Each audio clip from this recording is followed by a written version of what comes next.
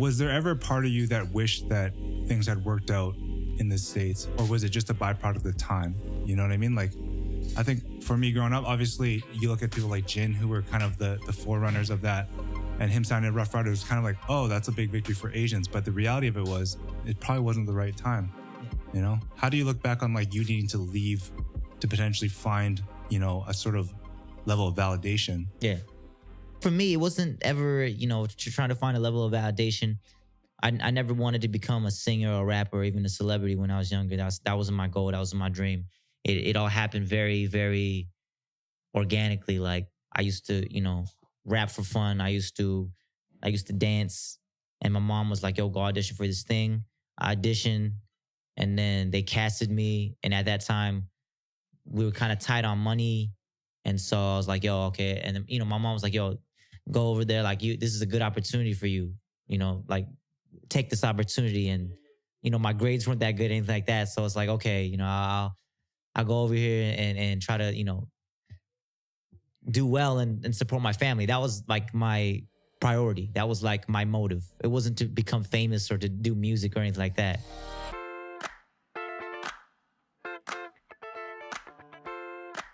As kids, we rarely embark on a passion with the end goal of making it big. We do it simply because we love it. However, time and time again, we see the most passionate and the most honest to their craft discover not only a way to get paid for their passion, but a viable way to the top.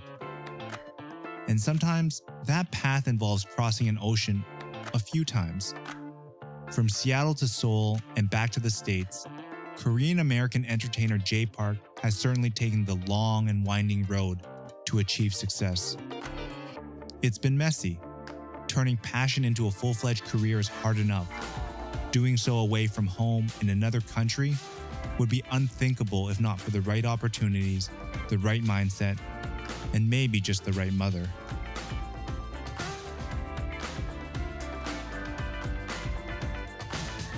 I wish that stuff worked out over in the States because I wasn't trying to do music in the States. You know what I'm saying? Like, it just, all this happened very, very organically. And timing wise, I feel like I was reaching a plateau in Korea. And so I was trying to make more music in English anyways. And that's when this Roc Nation thing happened. So everything just kind of happened like destiny. Like God's putting everything into place. As one of the most recent artists to sign to the Jay-Z founded entertainment label Roc Nation, Jay Park has become an important link between Asia and North America. But opportunities of this magnitude don't just happen overnight. Instead, they come together bit by bit over countless days spent grinding, racking up wins, and working to get better. It goes without saying that it takes motivation to distinguish yourself in the entertainment business. But in the K-pop world, let's just say that distinguishing yourself isn't exactly up to you.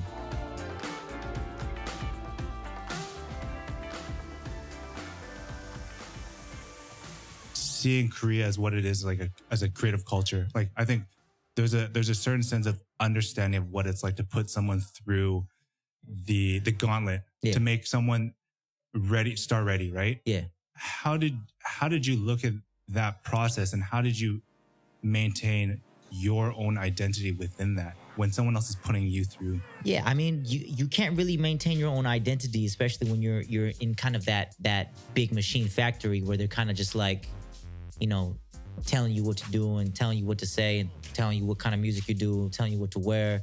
So it's kind of hard to find your own identity. And that's kind of where a lot of the idol groups and stuff like that, they kind of have frustrations because they're like, yo, I do this, I do that, but you know, I there's no outlet, no platform where I could show what I do. So that's where they have a lot of frustrations. Me, I was only in it for about a year. And then, you know, unfortunately, you know, stuff went kind of left and we had to part ways. But after that, you know, I just kind of like did whatever I felt was right. I didn't want to be in a situation where there's people telling me what I need to do, what I need to wear, you know, and stuff like that. Cause that's not, I'm not comfortable with it. You know, it's not for me. I did it and it wasn't for me. And so I started doing stuff my own way. And at first, you know, it's kind of rocky because it's like a trial and error thing. Everything I do wasn't the right thing, but I learned from all my mistakes. And so that's when I started getting better and better and better and started really finding my path and finding what I needed to do. Like most K-pop idols, Jay had to go through the literal boot camps that shape their trainees into industry standard stars, or break them in the process. In an interview with the Glow Up podcast, he speaks of his experiences with the mental and physical abuse that shaped him, which he concedes is synonymous with the Korean way. Because the culture in itself was kind of like, when you get like certain lyrics wrong or you get like a certain dance move wrong, they would like literally hit you. Oh, you know what I'm saying? Because that's kind of like the Korean way, you know? Yeah. It's not like that now. It's much better now. But back then they were like, he's like, let's say like this is the move. It's like, you motherfucker, just kind of like, you know what I'm saying? It's like, and they wouldn't do that to me because like I was very good at dancing. So like, but I would see like this, I'd see this dude next to me. I didn't get that, but the homie, the dude next to me, and he's getting some shit wrong and he's getting his ass whipped. I'm like, oh my God, okay. During his first foray into K-pop, Jay assumed the role as leader of the boy band 2PM and was destined to be part of Korea's high-profile entertainment landscape. But his meteoric rise with 2PM was relatively short-lived. A private conversation Jay had with a friend dating back to 2005 included him making disparaging comments against Korea on MySpace. This led to his removal from the group. It's clear that Jay always felt some type of way regarding the way Korean stars were bred, and his comparatively radical mindset meant him and his adopted industry would part ways. He would return to the US and close what had begun as a promising chapter of his career. But it wouldn't be the last the world heard of Jay Park.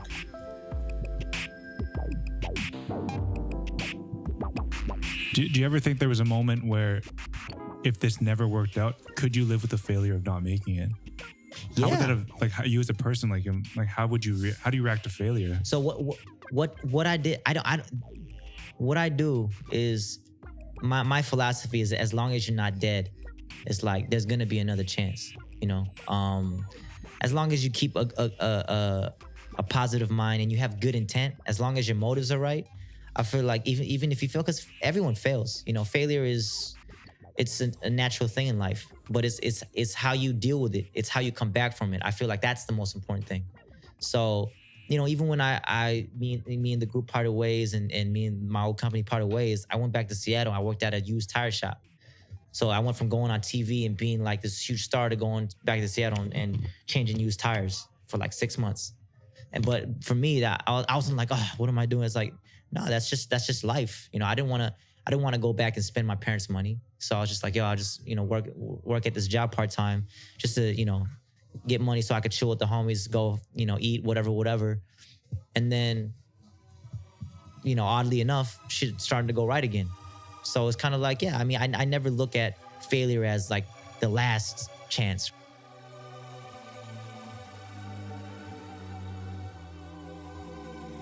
Sometimes it may feel like you're getting conflicting messages from Jay, but it's really just his social and cultural awareness coupled with industry experience. Show business has required him to navigate choppy waters.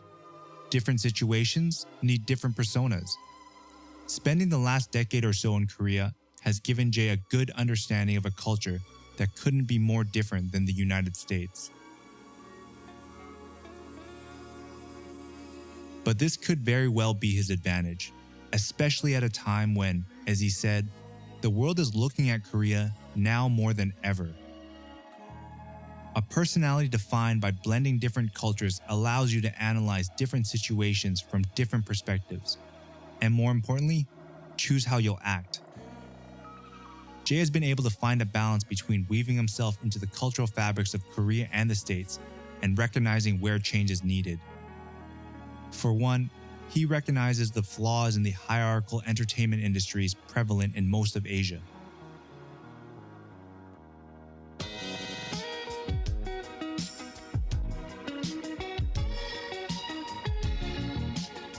What do you think is the one thing you would like to improve upon or inject into Korean creative culture? Just to let people be more free. Yeah. Because right now everyone's so afraid of like taking risk and what their elders are gonna think, what their superiors are gonna think, what their seniors are gonna think. You know, people, the older people, they don't want the younger people to surpass them, so they're kind of like, you know, cutting them down. And so like, nah, it's just gotta be like, yo, like more free, be more free, and help each other out. It's like if you can't be afraid to let someone surpass you. You know what I'm saying? It's like if they surpass you, it's a win for both of you guys. You know what I'm saying? That's how you got to think of it, especially if you're on the same team. It's like the people are like, they're too competitive. They're too like, it's such a too competitive to a point where it's kind of like they get jealous. You shouldn't be jealous or envious.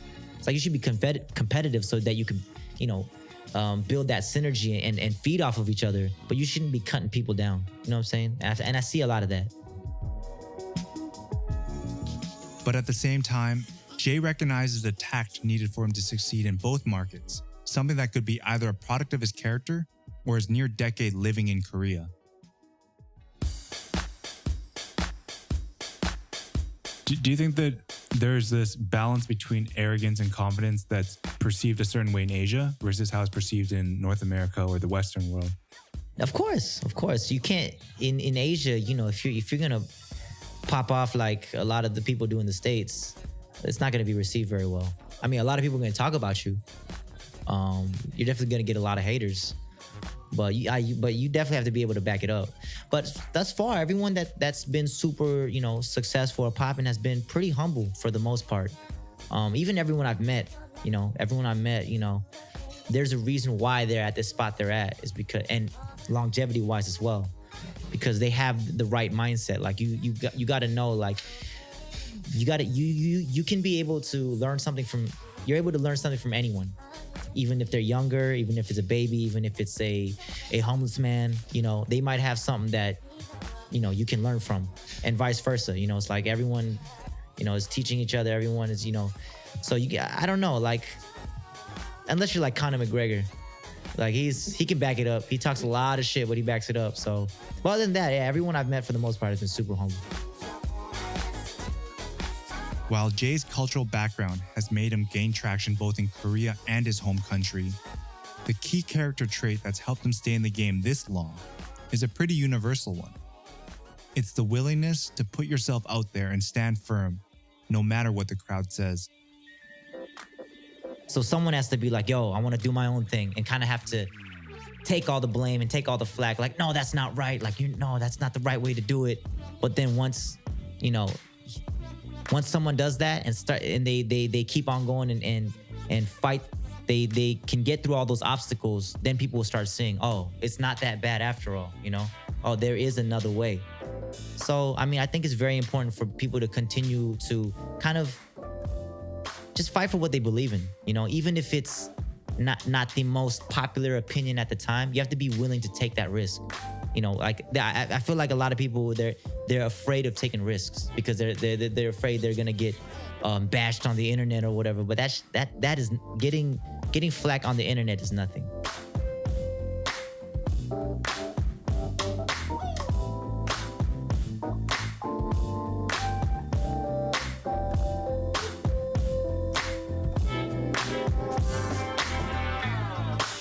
So, one question that pertains to you're now, you know, you just signed a new deal with Roc Nation. How does that change your ability to kind of connect these two worlds, East and West? It's huge. It's huge. I mean, even just the fact that a place like Roc Nation is giving someone like me looks, because, you know, even in this like Korean K-pop world, I'm not the biggest artist.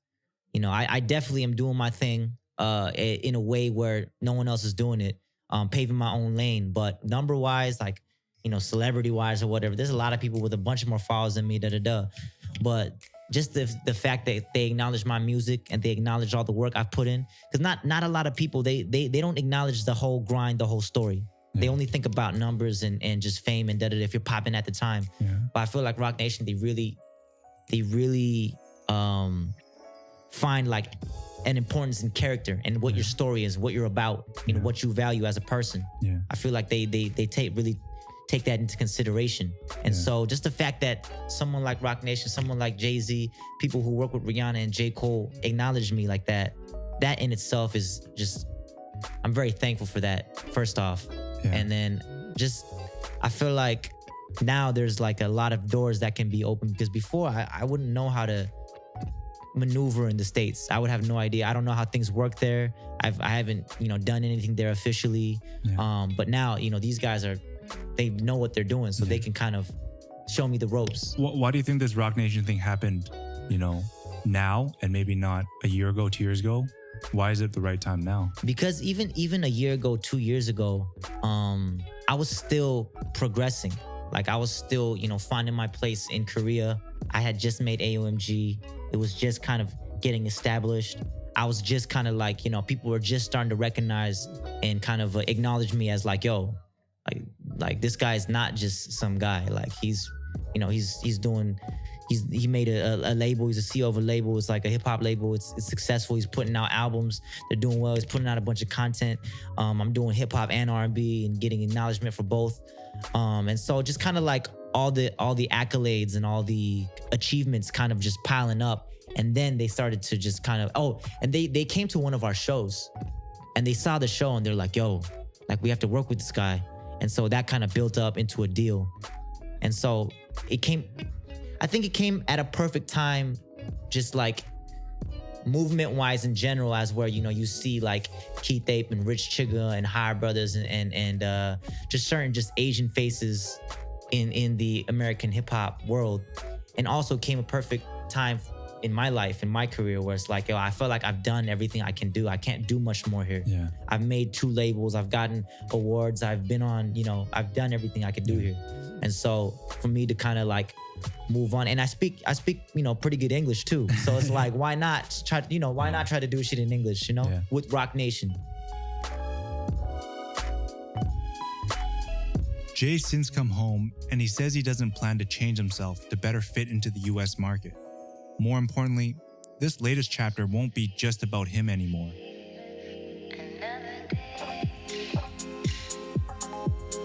It was just, the challenge was just to make a song. That was the challenge, because I wasn't very seasoned at making music yet. Yeah. And now as you get more money, now it's like there's taxes. Oh shit, what am I gonna do? How do I manage this money? What do I need to spend it on? I don't want to just blow all my money on buying cars and jewelry. You know what I'm saying? Like I want to really be able to, even if I don't make music my whole life, I want me, my family, my friends to be good. So it's how do I spend this money? And once I created a label, how do I break these artists? What do I do for their careers? What do we need to do? Yeah. And then it becomes 1 artist, 2 artists, 3 artists, 1 label, 2 label. And then, and just there's challenges every day. Before it's kind of like, everyone in Korea, they didn't really see me as a hip hop artist. They kind of saw me as like a pop, like sugar factory artist, which I was at one point.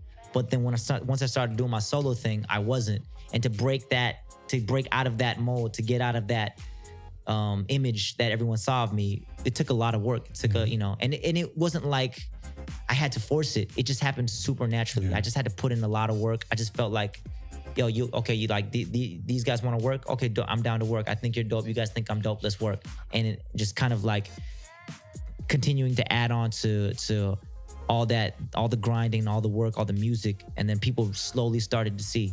And then 7 years later, now it's kind of like a whole different story. And it's this work ethic that defines Jay. He never dreamed about becoming a star, but simply recognized that success comes from a very real place. The feeling of a grind, challenge, and disappointment.